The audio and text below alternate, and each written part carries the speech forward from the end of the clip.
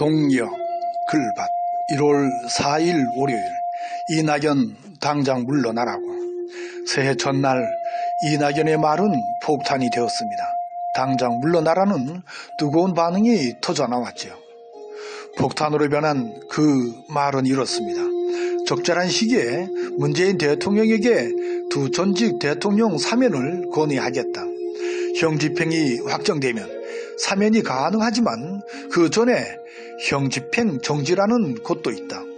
국민 통합을 위한 큰 열쇠가 될 수 있을 것이다.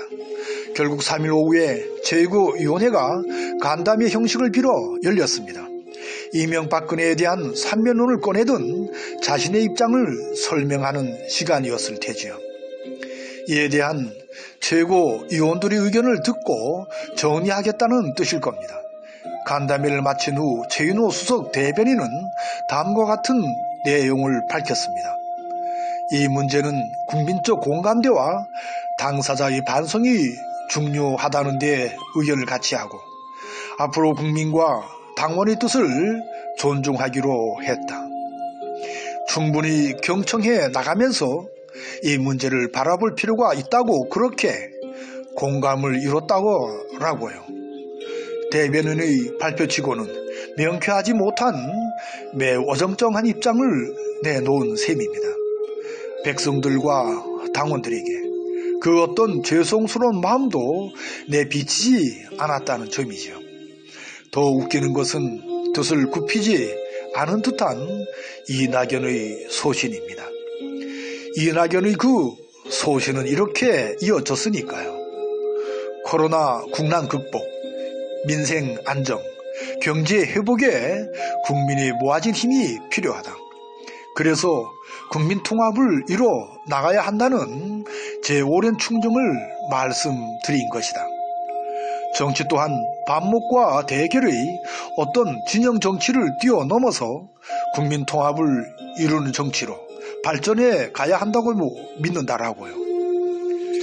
윤석열 사태로 드러난 검찰, 언론, 사법개혁의 심각한 상황을 외면한 채 벌어진 일입니다. 몇 달 후면 치러질 서울과 부산시장의 보궐선거를 앞둔 데 욕심을 키운 일입니다.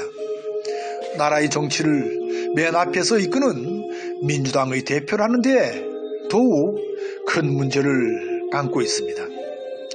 진정성이 있으니 이해하고 그냥 덮고 넘어가자는 식의 처방은 결코 옳지 않습니다. 따지고 책임을 묻는 것은 결국 분열을 가져오니 그만두라는 말씀도 정말 옳지 않습니다. 그 어떤 책임도 지지 않는 검찰과 기자, 판사가 눌러있게 생긴 것이 바로 적폐니까요. 이런 무책임으로 어찌 대표의 자리에 그냥 눌러 앉을 수 있냐는 말씀입니다. 정치는 바르게 다스리는 일입니다. 정치는 책임을 지는 일입니다. 정치는 백성을 주인으로 섬기는 일입니다. 이런 소신과 가치를 지니지 못한 사람이 대표로서 어찌 대통령을 꿈꿀 수 있냐는 것이죠. 당장 물러나는 것이야말로 나라의 내일을 위한 일일 테지요. 이제 민주당은 이 문제를 어떻게 풀어갈지 눈을 부릅뜨고 지켜볼 일입니다. 참으로 슬픈 월요일 새벽이 아직은 거무하기만 하네요. 오늘도 고맙습니다. 정말 고마워요.